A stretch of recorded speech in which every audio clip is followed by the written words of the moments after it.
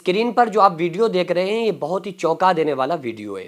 یہ صاحب ایک مسجد کے امام تھے اور کسی وجہ سے انہوں نے امامت چھوڑی اور اس کے بعد انہوں نے کنر والا گیٹ اپ بنایا اور پھر اسی طرح سے ناچنا کھانا اور مانگنا انہوں نے اسی طریقے کو اپنے لیے منتخب کر لیا، اور یہ کسی جگہ امامت کرتے رہے۔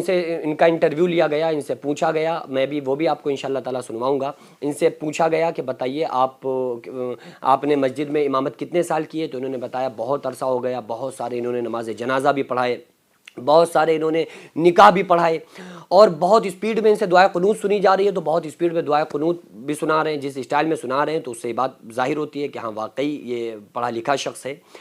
اور آخر ان کا یہ مسئلہ ایسا ہوا کیوں؟ انہوں نے اپنا گیٹ اپ چینج کیوں کیا؟ اور ایک مسجد کے امام تھے، مبلغ تھے، تبلیغ کرتے تھے، تقریر کرتے تھے، وعظ کرتے تھے، نصیحت کرتے تھے، نکاح پڑھاتے تھے، جنازہ پڑھاتے تھے، یہ ساری چیزیں چھوڑ کر انہوں نے خود کو تبدیل کیا اور وہ گیٹ اپ بنا کے پھر وہ کنر کے ساتھ کام کرنا شروع کیوں کیا؟ پہلے آپ ان کے منہ سے یہ زبانی سن لیجئے کہ یہ خود کیا بتا رہے ہیں۔ جب لوگوں کی نگاہ پڑی نا ان کے اوپر تو اسی علاقے میں پہنچے جس مسجد میں یہ امامت کرتے تھے، تو جب لوگوں کی نگاہ پڑی ان سے پوچھا کہ بھائی یہ تو وہی صاحب لگ رہے ہیں، تو پتہ چلا کلیئر ہو گیا کہ ہاں وہی صاحب ہیں۔ تو لوگوں نے بہت زیادہ دیکھا اپنے اور لوگوں سے مشورہ کیا کہ یہ وہی لگ رہے ہیں، کہاں وہی لگ رہے ہیں۔ ان کو کال کی گئی تو فون بھی انہیں کے پاس بجا، تو جب ان سے پوچھا گیا نا کہ آپ نے یہ چینج کیوں کیا، تو یہ بتا رہے ہیں کہ دیکھیے اصل میں جب میں امامت کرتا تھا تو وہی ہماری تھوڑی سی تنخواہ 12 سے 15 ہزار یا جو بھی تنخواہ جس میں ہمارا گزارا نہیں ہوتا تھا، اور لوگوں کے الگ سے تانے سننا اور لوگوں سے اس طرح کی باتیں سننا، میں تنگ آ گیا اور میں نے چھوڑ کر اس راستے کو اختیار کر لیا۔ کتنی شرمناک بات ہے ان لوگوں کے لیے جو مسجد کے متولی ہوتے ہیں، جو مسجد کی کمیٹی ہوتی ہے اور جو مسجد کے محلے کے لوگ ہوا کرتے ہیں، کہ وہ اگر اپنے امام کا خیال نہیں رکھیں گے تو پھر وہ اس کگار پہ وہ شخص آ گیا کہ اس نے اپنا گیٹ اپ ہی چینج کر لیا۔ حالانکہ میں یہ نہیں کہہ رہا ہوں کہ اس نے ٹھیک کیا، بالکل غلط کیا۔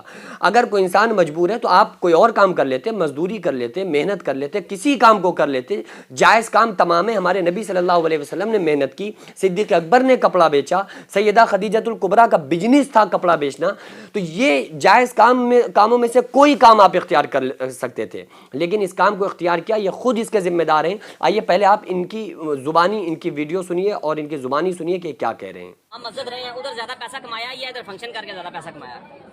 اس میں تو صرف ذلت ہے، جو علماء کرام ہیں وہ ذلیل ہو رہے ہیں۔ عوام الناس ان کی کوئی جو ہے ان کی کوئی عزت آبرو نہیں ہے۔ میں لوگوں کے رویوں سے تنگ آیا کہ اتنا علم پڑا، میرے سٹیٹس کا کوئی مقرر نہیں ہوگا، آپ جہاں سے مرضی آپ لیں میرے ساتھ مقابلہ کروا لیں، ٹھیک ہے جی، میرے سٹیٹس کا کوئی مقرر نہیں ہوگا۔ تو ناظرین دیکھا آپ نے کہ کس طرح سے یہ اپنی بیتی ہوئی کہانی آپ لوگوں کو بتا رہے تھے۔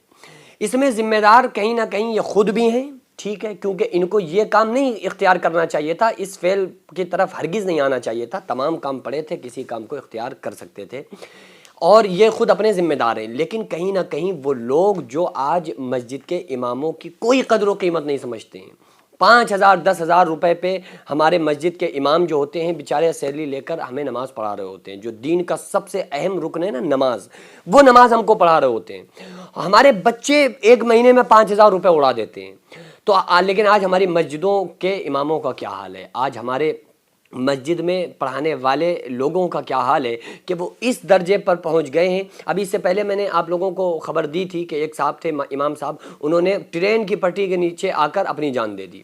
وہ خود بھی اس کے ذمہ دار ہیں، لیکن کہیں نہ کہیں وہ لوگ بھی ذمہ دار ہیں جنہوں نے ان کو مدرسے اور مسجد سے اپنی نکالا، کہ عید کی چھٹی پر انہوں نے پیسے وغیرہ نہیں دیے، پیسوں میں کمی کر دی یا کسی صورت سے، تو وہ انہوں نے مزدوری اختیار کی، مزدوری میں ان کا کام نہیں چلا تو آخر آ کر انہوں نے سوسائڈ کر لی۔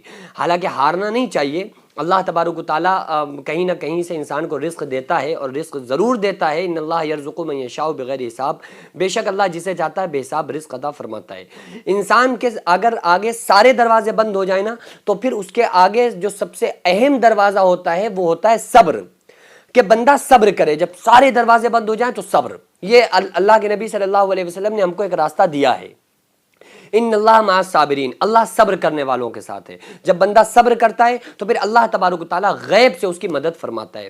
اس ویڈیو کو آپ کے سامنے لانے کا صرف مقصد اتنا ہے کہ اگر ہماری مسجد میں کوئی نماز پڑھانے والا امام ہے، ہم اس کا مکمل طرح سے خیال رکھیں، ہم اپنے مدرسوں میں پڑھانے والوں کا مکمل طرح سے خیال رکھیں، اور ساتھ ہی ساتھ اپنے بچوں کو بھی دین کی تعلیم دیں۔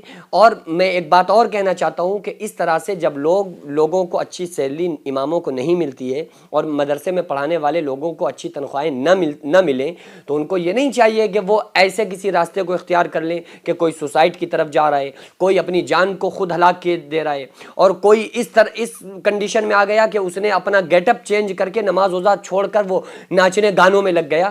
تو یہ نہ کرے، بلکہ اس کے سامنے ایک آخری جو راستہ ہے وہ ہے صبر کا۔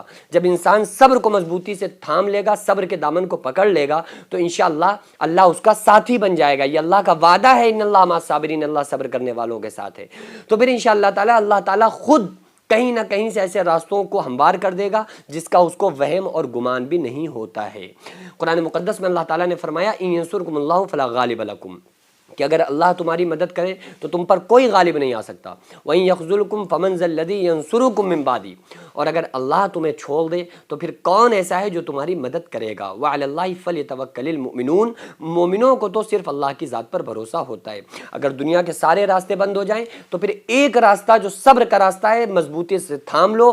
خدا کی قسم رب آپ کا ساتھی ہو جائے گا۔ جب رب آپ کا ساتھی ہو جائے گا نا، تو پھر خدا کی قسم آپ کو دنیا اور آخرت میں کہیں پریشان ہونے کی ضرورت نہیں ہے۔ اللہ رب العالمین کی بارگاہ میں دعا ہے اللہ تبارک و تعالی ہم تمام لوگوں کو صراط مستقیم پر چلنے کی توفیق عطا فرمائے۔ کتنی بھی کٹھنائی اور مشکلات آ جائیں، اللہ تبارک و تعالی ہمیں اور آپ کو صبر کا دامن تھامنے کی توفیق عطا فرمائے۔ وما علینا الا البلاغ۔ السلام علیکم ورحمۃ اللہ تعالی وبرکاتہ۔